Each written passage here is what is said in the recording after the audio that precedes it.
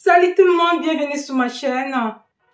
J'espère que vous allez bien. Moi c'est Christelle. Dans cette vidéo, on va parler comment s'inscrire dans une université non connectée à Campus France juste après.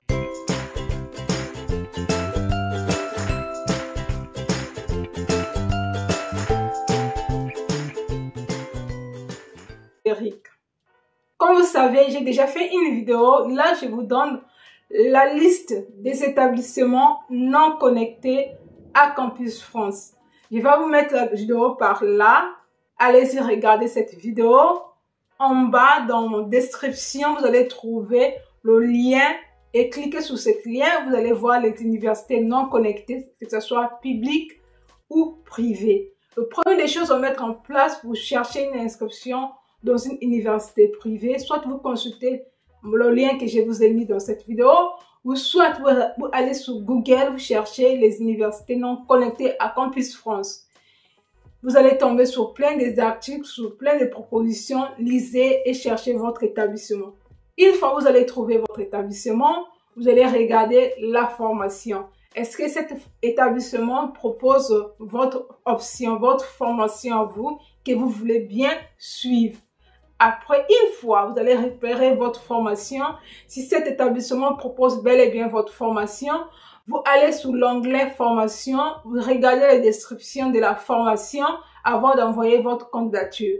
Donc, une fois vérifié, contactez l'établissement. Normalement, il y a toujours une adresse mail d'accueil ou de contact. Vous contactez l'université, vous lui dites que vous cherchez une inscription dans une école privée, dans cette option, vous décrivez. Après, à la fin, l'établissement va vous répondre.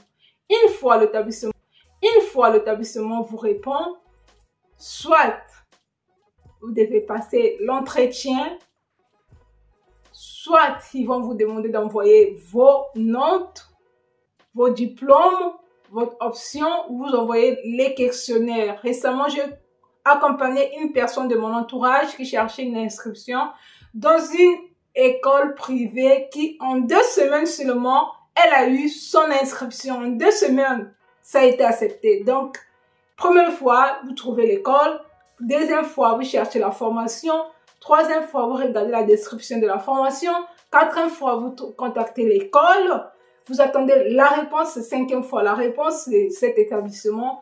Une fois que vous avez la réponse, pour elle, après la réponse de l'établissement vous envoyez carrément les questions, même l'appeler au téléphone. On l'appelait depuis le bled au téléphone.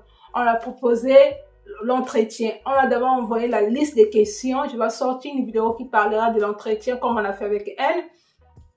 Donc après, on l'a contacté au téléphone. Ils ont mis en place le créneau pour passer l'entretien par téléphone, bien sûr. On a envoyé les questionnaires à remplir. Une fois elle a rempli les questionnaires, elle a renvoyé les questionnaires. C'est à base de ces questionnaires-là qu'on a posé certaines questions, même certaines questions qu'on a vues avec elle pendant l'entretien, qu'on a fait la simulation d'entretien que j'ai fait avec elle. Et après, on l'a demandé d'envoyer ses relevés de notes, lettres de motivation, les diplômes, tout ce qui va avec. Elle a envoyé. À la fin, on a donné l'avis favorable. On a demandé de payer maintenant les frais. Maintenant, concernant les frais, il y a les frais académiques et les frais de dossier. Ne confondez pas les frais de scolarité et les frais de dossier. Donc, elle devait payer les frais de dossier et aussi faire une acompte concernant la scolarité. Donc, je crois que l'établissement coûte 8 000 €. Dans le 8 000 €, donc on a demandé de faire une acompte. Et vérifiez toujours que si cet établissement, en cas de refus de votre visa, il peut vous rembourser votre acompte. C'est ce que j'ai fait avec elle. Elle a demandé, et aussi demandé, poser les questions, demander les preuves à laquelle qui prouvent que cet établissement est bel et bien agréé et reconnu par le ministère du Travail, parce que beaucoup des établissements aussi, c'est l'arnaque dans les écoles privées. Ils sont pas agréés, leurs diplômes ne sont pas certifiés, RNCP, la reconnaissance des certifications nationales professionnel. Donc, si c'est pas certifié RNCP, dites-vous qu'il y a un problème. Donc, elle a posé toutes ces questions-là pendant l'entretien. On l'a rassuré bel et bien que c'est certifié. Après, elle a envoyé ses papiers, elle a tout fait. Donc, elle a son inscription. Donc, c'est ce que vous devez faire. Après, l'établissement l'a dit, on va l'envoyer l'attestation. Elle est partie à Campus France vérifier les procédures à suivre pour Campus France. Après, Campus France l'a expliqué ce qu'il faut faire, créer le dossier Campus France, faire tout le bazar qu'il faut et payer les frais de Campus France avant d'aller à l'ambassade. Et c'est très important de vérifier si